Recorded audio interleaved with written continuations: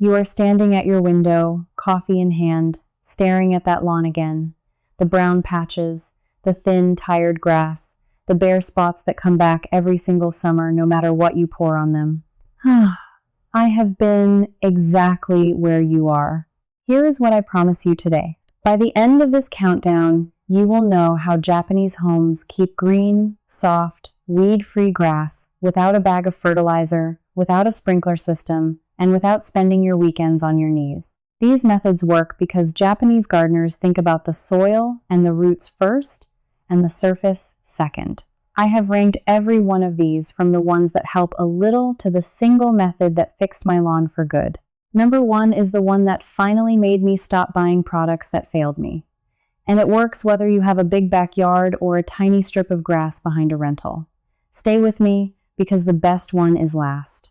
I still remember kneeling in my grandmother's garden outside Nagano as a girl, pressing my palm into cool green moss, while her lawn stayed lush in a drought that browned every yard on the street. I did not understand it then. I do now, and I am going to hand all of it to you. Let me start the countdown. Coming in at number 14 is something so simple, you will wonder why nobody told you. Stop using a metal spring rake to tear up your lawn, and switch to a bamboo rake instead. In Japan, we call it a kumade, and the shape matters more than you think. A steel dethatching rake rips out living grass along with the dead thatch, which is why your lawn looks worse for 2 weeks after you rake it. The bamboo kumade has soft, springy tines that comb out only the loose, dead material sitting on the surface, the layer that blocks water and air from reaching the roots. I spend about 10 minutes doing this in early spring and again in early fall. The dead brown stuff lifts away, and suddenly rain and sunlight reach the soil directly. Your grass wakes up faster because you stopped fighting it. But raking is only the surface, and the reason it barely cracks the top of my list is that it cleans the lawn without feeding it. The next idea starts to fix what is happening underneath, and that is where the real magic lives. Number 13 is a change you can make in the next 5 minutes with the tool you already own. Raise your mower blade higher than you ever have before. Most people in America cut their grass down to around 1.5 inches because it looks neat and buys a few extra days between mowings. In Japanese home gardens, the grass is left taller, closer to 3 inches, and there is a reason rooted in how plants actually grow. The height of the blade above the ground mirrors the depth of the roots below it. Cut short and your roots stay shallow, drying out the second the weather turns hot. Leave it taller and the roots dive deep, chasing moisture far under the surface where the sun cannot reach. Taller grass also shades the soil, which keeps it cool and moist and blocks weed seeds from getting the light they need to sprout. I raised my blade 1 single notch and watched my summer watering drop by nearly half. Therefore, the lawn that looks slightly shaggier in June is the lawn that stays green in August.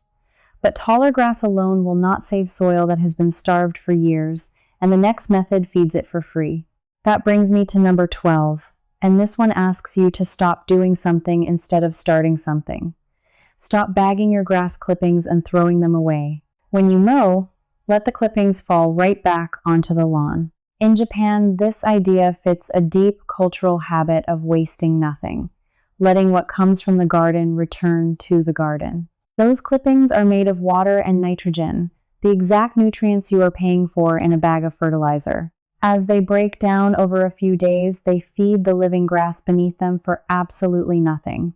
People worry this creates thatch, but that is a myth.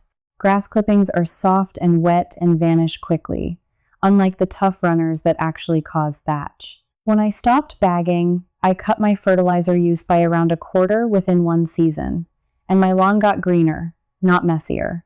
But clippings only recycle what is already there, and the truly starved soil needs something with more staying power, which is exactly where number 11 comes in.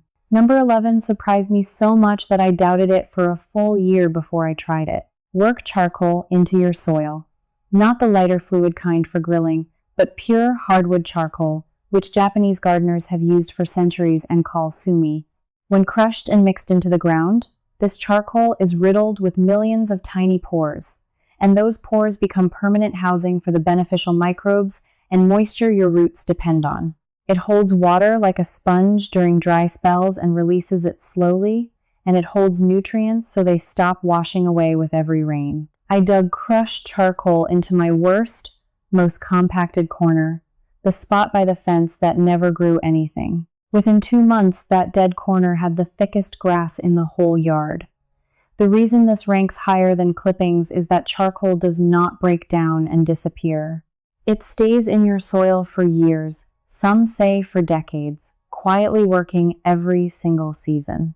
But even the best soil amendment cannot help a lawn growing in the wrong place. And my next idea is about surrendering to the shade instead of fighting it.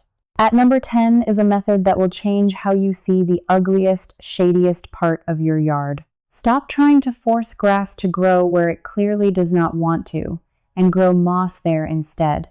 Japan has an entire tradition of moss gardens, called Koke Niwa, and the most famous is Saihoji Temple in Kyoto, a place so covered in soft green moss that people simply call it the Moss Temple. Moss thrives exactly where grass fails, in deep shade, in damp corners, under trees where nothing else survives. It needs no mowing, no fertilizer, and almost no water once it settles in.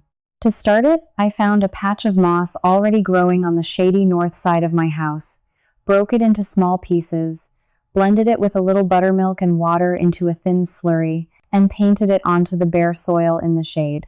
Within weeks, a soft green carpet spread across ground that had been bare dirt for years.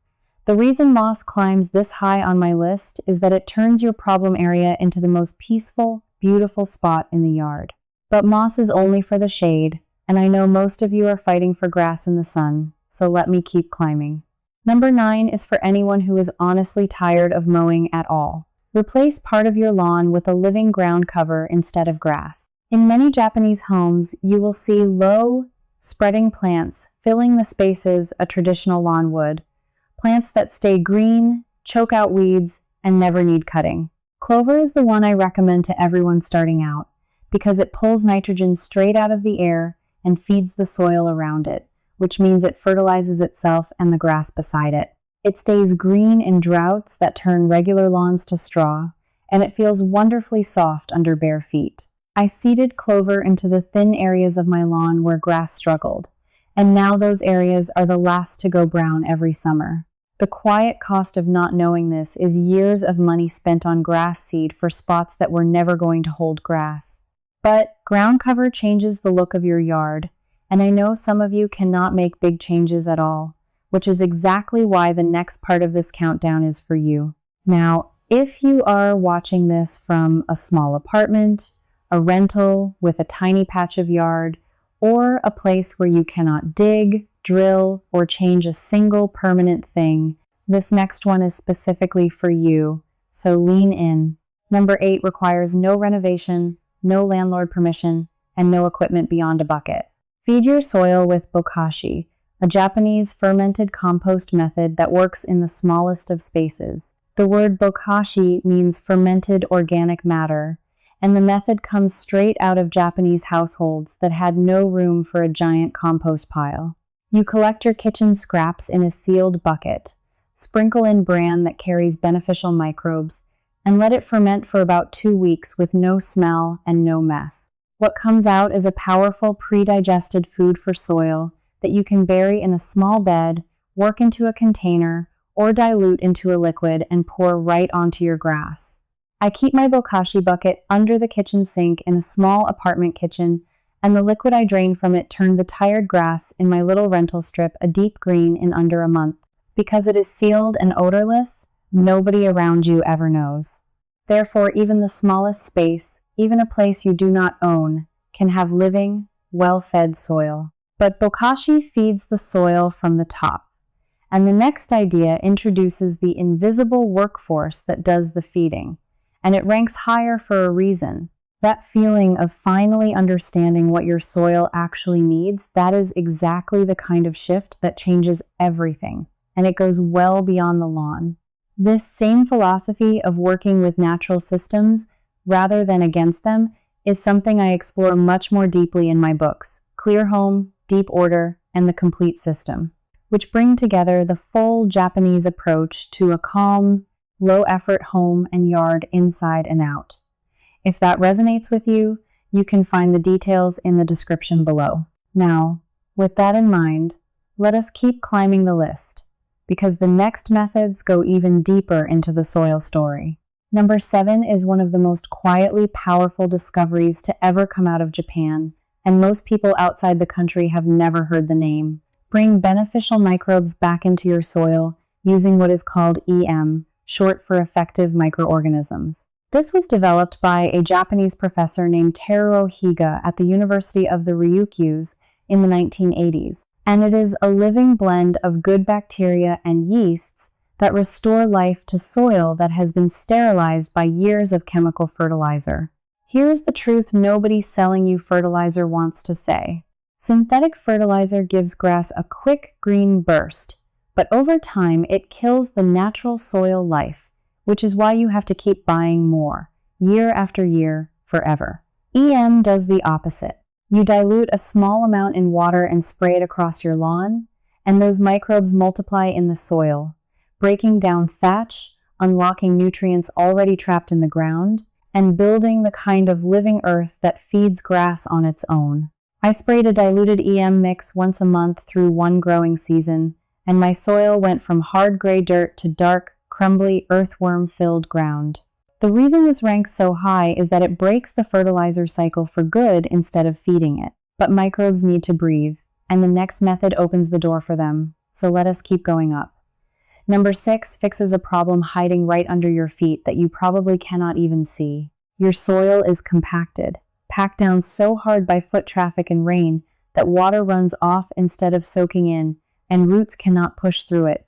The Japanese approach to this is patient and manual, rather than a loud gas-powered machine. Take a simple garden fork, push it straight down into your lawn about 4 inches deep, and gently rock it back and forth to open channels in the soil, working across the whole yard in a grid, one step apart. Those little openings let air, water, and all those beneficial microbes finally reach the root zone. Do this and then top dress with a thin layer of compost, and the compost falls into the holes, carrying life deep into the ground.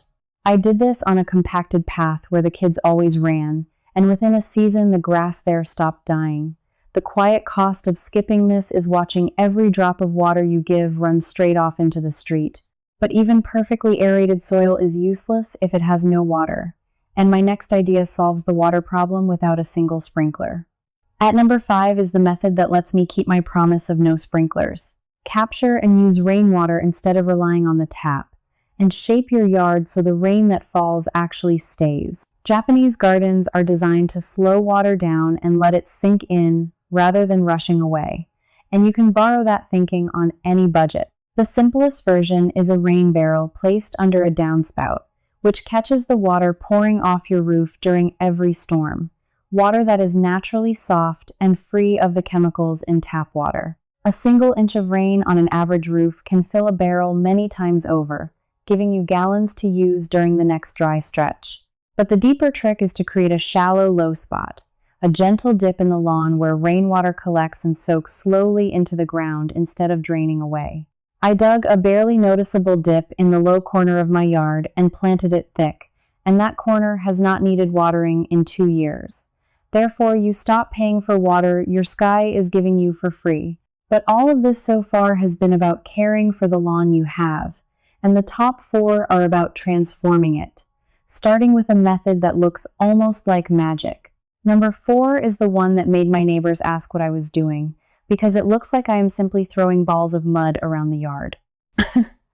This is nendo dango, or clay seed balls, a technique made famous by the Japanese farmer and philosopher Masanobu Fukuoka, who spent his life on what he called natural farming, or do-nothing farming. The idea is beautiful in its simplicity. You mix grass, seed, and a little compost into wet clay, and roll it into small balls the size of a marble, then let them dry hard. Inside that clay shell, the seed is protected from birds, from drying out, and from being washed away, and it waits patiently until enough rain falls to soften the clay and trigger it to sprout at exactly the right moment. To repair bare patches, I simply scatter these clay balls across the thin spots and walk away. No tilling, no raking, no daily watering. The rain does the work, just as Fukuoka taught. The reason this ranks in the top 4 is that it fixes bare spots with almost no effort and a nearly perfect success rate. But repairing patches is one thing, and rethinking whether you need so much lawn at all is another, which brings me to number 3. Number 3 asks a bold question. What if the secret to a perfect lawn is having less of it? Japanese garden design has always understood that empty, restful space is not wasted space. And one of the oldest expressions of this is the dry garden, called karasansui, the raked gravel and stone gardens you have seen in photographs of Zen temples. You do not need a temple. You simply choose the hardest to grow part of your yard, the strip along the driveway, the deep shade, the spot that bakes in afternoon sun, and instead of fighting it forever, you turn it into a low-care area of gravel, stone, and a few tough plants. This is not giving up. It is deciding where your grass will actually thrive, and letting it thrive there beautifully, while the difficult zones become clean, calm, and completely maintenance-free. I converted the scorching strip by my driveway, the place grass died every July, into a simple gravel and stone bed, and it is now the part of my yard that takes zero work and looks intentional all year. The cost of not doing this is a lifetime of pouring money and hours into ground that will never cooperate. But even after all of this, 2 methods still stand above the rest. And number 2 is the one that ties the whole soil story together. Number 2 is the habit that quietly powers almost everything else on this list, and it is the one I wish I had understood decades ago. Top dress your lawn with a thin layer of compost every year, and treat the soil as the thing you are actually growing. In Japan, there is deep respect for the earth itself, for tsuchi, the living soil, and the understanding that healthy grass is simply the visible result of healthy ground beneath it. Once a year, in spring or fall, I spread a layer of finished compost, about 1/4 of an inch thick, across the entire lawn and gently rake it down to the soil surface. This feeds the microbes, improves the structure of the soil so it holds both water and air, and delivers slow, gentle nutrition that no bagged fertilizer can match. Over just a few years, this single habit transforms hard, lifeless dirt into deep, dark, spongy earth that grows thick grass on its own. The reason this ranks second and not first is that it makes almost any lawn dramatically better, but it still assumes you are growing the same thirsty grass most of us inherited. And that is the exact assumption my number 1 throws out completely. Because the greatest discovery of all is not how you care for your grass. It is which grass you choose to grow in the first place. Here it is, the number 1 method. The one that finally fixed my lawn for good and made me stop buying every product that had failed me. Grow a Japanese lawn grass called Zoysia. In Japan, this grass has covered home gardens, parks, and temple grounds for generations.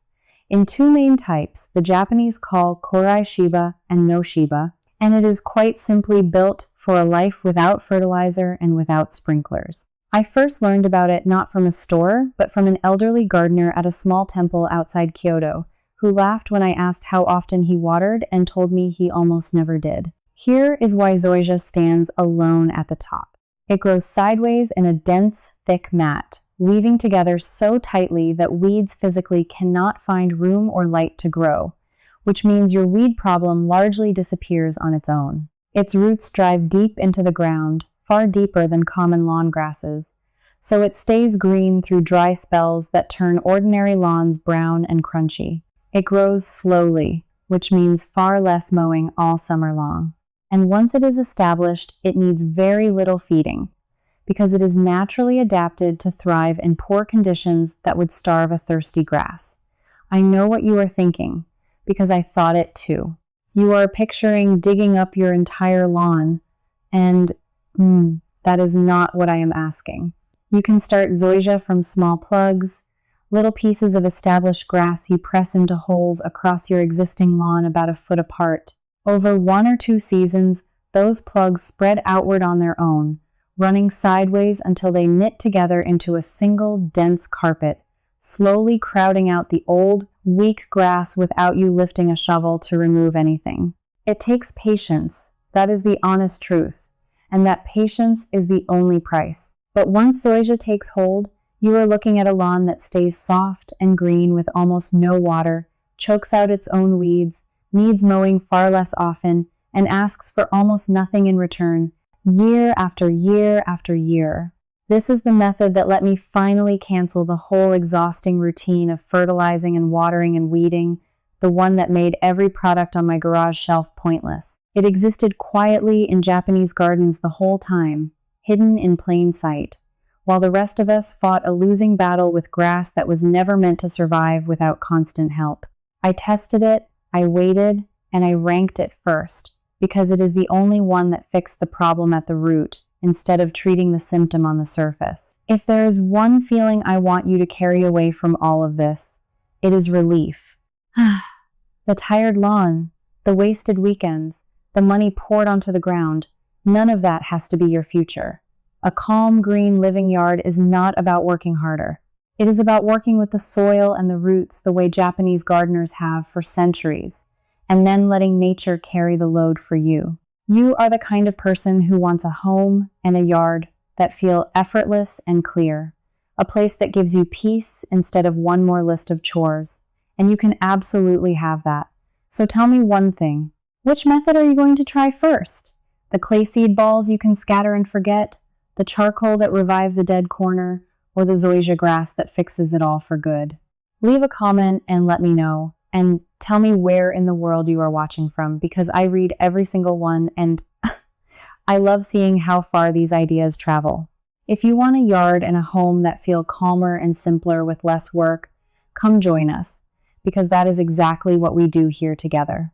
And keep watching, because my next countdown reveals the Japanese watering trick that keeps potted plants alive for 2 weeks while you are away. And number 1 on that list is one almost nobody outside Japan has ever seen. There's so much more I want to show you. Inside the Tidy Home Circle, I pick up right where this video stopped, with the full system fully demonstrated. You can ask me your own question, and I answer you myself. Not some robot. You'll belong among home organizers just like you. Just point your phone's camera at the code on the screen, and you can cancel anytime.